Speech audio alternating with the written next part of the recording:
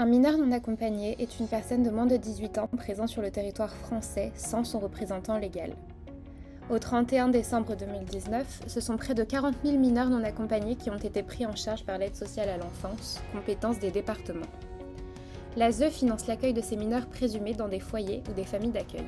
Ils sont pris en charge de la même manière qu'un mineur de nationalité française et bénéficient souvent d'initiatives locales et associatives pour l'accès à la culture et aux loisirs que de nombreux jeunes Français pourraient leur envier.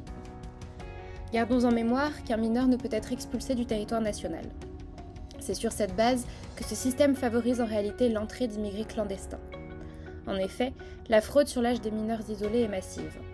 Selon un rapport sénatorial de 2017, il a été évalué que 60% de ces mineurs étaient en réalité majeurs, et cela peut même atteindre 75% dans certains départements. La Convention internationale des droits de l'enfant, dont la France est signataire, impose la notion de présomption de minorité. Une personne se déclarant mineure l'est même en l'absence de pièces justificatives. Cette convention interdit également de rendre obligatoires les tests osseux, permettant de déterminer leur âge.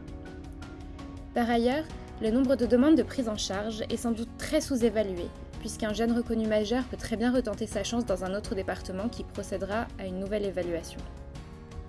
Ces individus, très majoritairement des hommes, 95%, sont donc souvent ni mineurs ni isolés et profitent de votre argent pour financer leur vie quotidienne.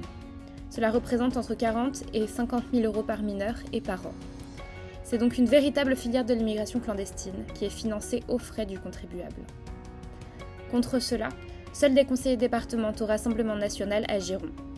Alors, dans le premier canton de Saint-Nazaire, les 20 et 27 juin, votez et faites voter pour Corentin Régent et Anne Trévidic.